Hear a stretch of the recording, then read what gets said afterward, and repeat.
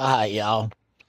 I want to do a video about my RV, shuttle bus, camper. But I was asked a valid question the other day, and let me flip the camera around. And the question I was asked was about four-wheel drive or all-wheel drive. If you look, my rig is not all-wheel drive. No dualies. Yeah, there you go. Sorry, but my truck's dualies, and most RVs are dualies. But I have one, two, three, four RVs around me right now. They're all dualies. And that seems to be the prominent thing, especially like all of us are full-time nomads. We do not go home. We have no homes, more or less. Some of us do. I'm not counting those. But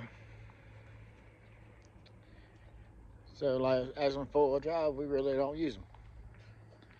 And the dualies seem to work just fine for us.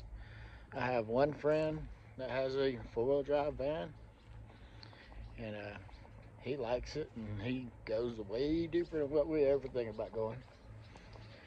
But y'all worry about being able to get on the BLM land or anything like that? Don't worry about it, because most of the time, especially out here out west, it doesn't rain a whole lot. So and even like with the dually systems that we do have on our rigs, and you can see I pull a trailer behind my rig. But just to be straight up with y'all, like majority of us, either we had the RVs that was made to be an RV, or as like mine is a shuttle bus, y'all. And like it works great.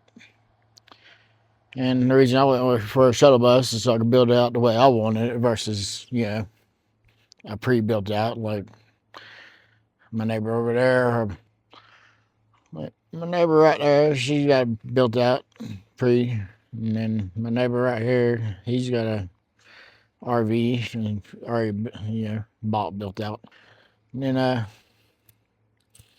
this neighbor right here, and these are all my work coworkers. He has an RV, all kinds of ways to do this lifestyle.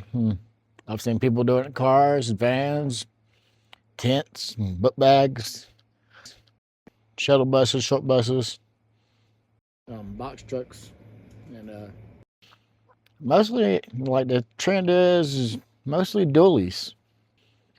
But this video is gonna be a tour video of my rig real quick. So let's do a little quick walk around. My rig is a 2000 model Chevy Express 3500, and it does real well. I've never really had no big issues out of it. Pulling the trailer full of tools, it does pull it down on speed coming up the hills. This is my entrance way. And y'all hear me talk about I got dumb solar. That's 1600 watts on the roof. Yeah, you walk up in here, and this is what you're greeted with, and like, close that, and like have my cabin closed off and still have bus doors open.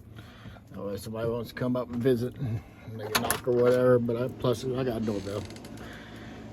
When you enter, I have a little curio cabinet. It does quite a few different things. It's a little bit of food storage, a little bit of knick-knack stuff, and clothes storage in the bottom. But I have a little closet space over here. I don't know if you've ever seen anything, but it's kind of dark. I keep my suits, stuff I got to hang up. My leathers. I still hope to get another motorcycle one day. That's my work shirt stuff. It's just kind of where it sits. As I back up here, you can see that's my living area. It's my couch / bed. You see Splinter's kind of chilling there. TV's right here. And you grab my TV and swing it up.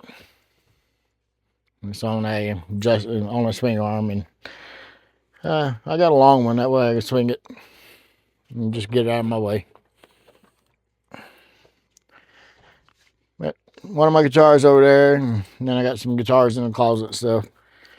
And as you come over here, there's some storage space right here. And this right here is where I keep some of my clothes and my camera bag and all that. There's my camera. But just some odd ends. Just kind of like clothes I really don't wear a lot, and I don't go in my camera bag a lot. So, but that's more storage. It's just clothing up over here, and just some more storage. That's all clothing. And come a little bit farther. Move my laptop. And this is darn it. This is my deep freezer. 120 power. And yeah, I showed you the dumb solar I have, so I'll explain that in a little while. Right now I have the AC running off the grid power, just because I can. I ain't got to work my system as hard. But this is just a little dirty clothes hamper. And you see, I got a extension cord right here. It runs outside and into camp power. Little sink. And as long as you wash your dishes every day, it's pretty efficient. Let your dishes pile up, you kind of screwed. But yeah, just modding in stuff on the counters. And there's my little seasoning rack. That way, when I'm going down the road, I can kind of close it down, and I ain't worried about my seasoning supply nowhere. This is all my silverware, and you see it's bolted down. I got a little cooking eye and a little stove. Works great for me. I'm a single guy. Coffee pot, you got to have your coffee in the morning. And underneath is open storage, and yeah, I got a bunch of milk jugs thrown on underneath there because it's getting close to the end of the season, and don't want to fill back up my water tank or anything. But got a little mini fridge, and it's only a refrigerator only. And then this is more storage. So pots and pans, and that's my plates. And that's a pot I threw down for Splinter to lick out of earlier. And then it's all just storage. And underneath this one is my canned food and storage. And this is just my little table and everything. It's bar room height. And that spoons for my coffee. And there's this bar room height table. And then I left in the shelves that was originally in the bus. And I know y'all seen them whenever I do inside shots or whatever. But I keep, all my junk up here. That's like my game system, old PlayStation, old Wii. I'm a Gen X, so it is what it is. You see, I got old PlayStation, old Wii, DVD player. Just some junk. And then food storage back here.